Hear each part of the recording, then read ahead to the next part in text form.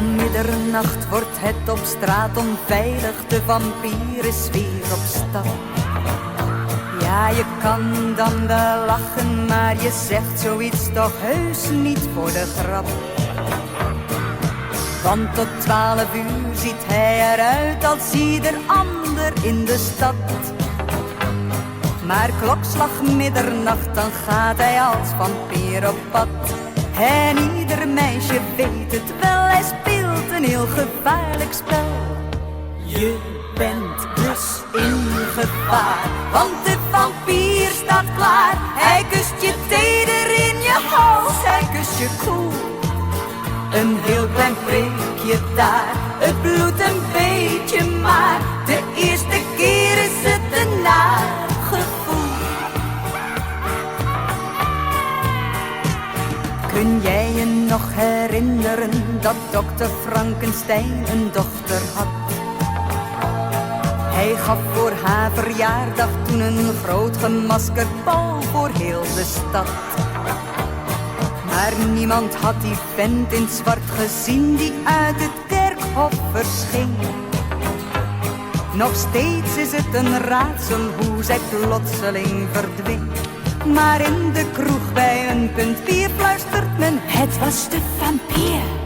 Je bent dus in gevaar, want de vampier staat klaar. Hij kust je teder in je hals, hij kust je koel. Een heel klein preekje daar, het bloedt een beetje, maar de eerste keer is het een nagevoel. Er is voor hem gewaarschuwd bij het nieuwsbericht op radio en tv. Hij is gesignaleerd door een pastoor die op vakantie was aan zee. Hij is wat ouder, zijn gebit is niet meer best, te drinken valt niet mee. Maar jong geleerd is oud gedaan, dus meisjes kijk goed uit. Zo'n vent als hij drinkt heus geen bier, hij blijft tenslotte een vampier. Je bent dus in gevaar, want de vampier staat klaar. Hij kust je teder in je hals, hij kust je koel. Een heel klein preekje daar, het bloedt een beetje, maar de eerste keer is het een naar gevoel. La la la la la la la la la la la la la la la la la la la. Een heel klein preekje daar, het bloedt een beetje, maar de eerste keer is het een naar gevoel.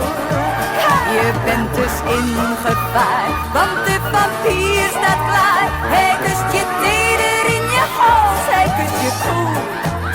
Een heel klein preekje daar, het bloedt een beetje, maar de eerste